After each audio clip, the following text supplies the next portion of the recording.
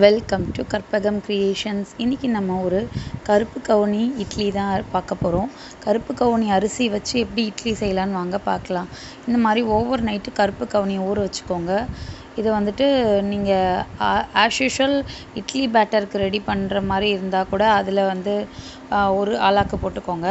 அப்படி இல்லை கடையில் வாங்குறவங்களா இருந்தால் முந்தின நாள் நைட்டே ஒரு டம்ளர் ஊற வச்சு இந்த மாதிரி பேஸ்ட்டு கன்சிஸ்டன்சி எடுத்துக்கோங்க. இதில் நமக்கு நிறைய நார்ச்சத்து, வெயிட் லாஸ்க்கு ஹெல்ப்பாக இருக்கும், சர்க்கரை நோய்க்கு ரொம்ப ஹெல்ப்ஃபுல்லாக இருக்கும். கருப்பு கலரில் சிகப்பு கலரில் எந்த அரிசி இருந்தாலும் வாரத்தில் ஒரு நாள் வந்துட்டு நம்ம இந்த குக் பண்ணி சாப்பிட்றணும். அப்போ தான் ரொம்ப ஹெல்த்துக்கு நல்லது. வெறுமனே ஒயிட் இட்லி ஒயிட் தோசை வந்துட்டு ரொம்ப குறைவான சத்து தான் இருக்குது. நீங்கள் இந்த மாதிரி கருப்பு கவுனி, சிகப்பு அரிசி, காட்டு யானம் இந்த மாதிரி நம்ம செஞ்சு சாப்பிட்டோன்னா ரொம்ப ஹெல்த்தி. உடல் வந்து அந்த காலத்தில் ராஜாக்கள், மன்னர்கள்லாம் இதை தான் சாப்பிட்டுட்டு இருந்தாங்க. அந்தளவுக்கு நமக்கு ஒரு சக்தியை கொடுக்கும். நமக்கு வந்துட்டு நரம்பு சத்து கூட இதில் நிறைய இருக்குது. கருப்பு கவுனி அரிசியில் சொல்லிக்கிட்டே போகலாம். ஒரு வெயிட் லாஸ்க்கு ஹெல்ப்ஃபுல்லாக இருக்கும். நம்மளோட புரதச்சத்து அதிகமாக இருக்கும். இப்போ இருக்கிற குழந்தைங்களுக்கெல்லாம் கண்டிப்பாக நம்ம இதை கொடுக்கணும். நிறைய ஜங்க்கு ஃபுட்டெல்லாம் சாப்பிடுவாங்க. அதிலெல்லாம் ஒரு சத்துமே கிடையாது. கேக்கு எதுலேயுமே கிடையாது. இந்த மாதிரி வீக்லி ட்வைஸ் வந்துட்டு கருப்பு கவுனி இட்லி, கருப்பு கவுனி தோசை இந்த மாதிரி நீங்கள் வீட்டில் இருக்கவங்களுக்கு செஞ்சு கொடுத்து பாருங்கள். கண்டிப்பாக இது ஒரு நல்ல ஹெல்த்தி ரெசிபி நான் சொல்லுவேன். பார்க்கவும் நல்லா இருந்தது. நான் இன்றைக்கி மாவு வந்து கடையில் தான் வாங்கியிருந்தேன். ஒரு ஆளாக்கு முன்னாடி நான் நைட்டே ஊற வச்சுட்டேன். அதை நம்ம அரைச்சி அந்த பேட்டரில் ஆட் பண்ணிக்கிட்டேன். அவ்வளோதான் ஃப்ரெண்ட்ஸ். இப்போ இன்ஸ்டண்ட்டாக கிடைக்கிறதுல கூட நம்ம இந்த மாதிரி ஆட் பண்ணி ஹெல்த்தியாக சாப்பிட்டுக்கலாம். டைமே இல்லாதவங்க கூட நான் சொல்கிற ஸ்டெப் படி கண்டிப்பாக இந்த ட்ரிக்ஸை ஃபாலோ பண்ணுங்கள். கடையில் மாவு வாங்கினாலும் இந்த மாதிரி முந்தின நாள் நைட்டே சிகப்பு அரிசி, காட்டு யானம் இல்லைன்னா குதிரைவாலி எதனாலுமே ஊற வச்சு இட்லி பேட்டரில் மிக்ஸ் பண்ணிக்கோங்க.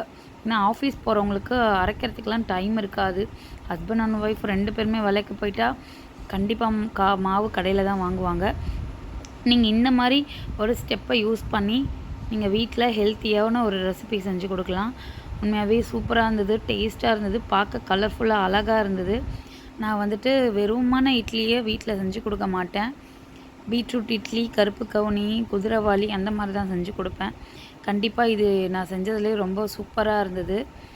எனக்கு ரொம்ப டேஸ்ட்டாகவும் இருந்தது. எந்த ஒரு டிஃப்ரெண்ட்டோ பச்சை வாசனோ அந்த மாதிரி எதுவுமே இல்லை. நல்லா ஃபுல் ஓவர் நைட்டில் ஒரு சூடு தண்ணியில் போட்டு ஊற வச்சுருங்க. அப்போ தான் நமக்கு சாஃப்டாக பாருங்கள், கையில் ஒட்டவே இல்லை பாருங்கள், ரொம்ப சாஃப்டாக இருந்தது. ஆஸ் யூஷுவல் நீங்கள் எப்பவும் போல் மாவு அரைக்கிற மாதிரியா இருந்தால் இட்லி அரிசிக்கு பதில் 2 ஆழாக்கு போடுறீங்கன்னா அதில் வந்து 1 கம்மி பண்ணிவிட்டு ஒரு ஆழாக்கு வந்துட்டு கருப்பு கவுனி ஆட் பண்ணிக்கோங்க. நான் இன்றைக்கி இதுக்கு சைட் டிஷ்க்கு வந்து முள்ளங்கி சட்னி தான் பண்ணியிருந்தேன். டேஸ்ட்டு காம்பினேஷன் அல்டிமேட்டாக இருந்தது. நீங்கள் கண்டிப்பாக செஞ்சு பாருங்கள். நாங்கள் காலைல பிரேக்ஃபாஸ்ட் முடிச்சுட்டு ஐயனார் கோயில் தான் போயிருந்தோம். சாமி நல்லபடியாக கும்பிட்டுட்டு வாத்துக்கெலாம் நாங்கள் வந்துட்டு பொறி போட்டிருந்தோம். அந்த குளத்துல நிறைய மீன் இருக்கும். இந்த தடவை வந்து நிறைய வாத்து வந்திருந்தது. அதோடு நாங்கள் அதுக்கும் சேர்த்து ஃபுட்டு ப்ரொவைட் பண்ணிகிட்ருந்தோம்.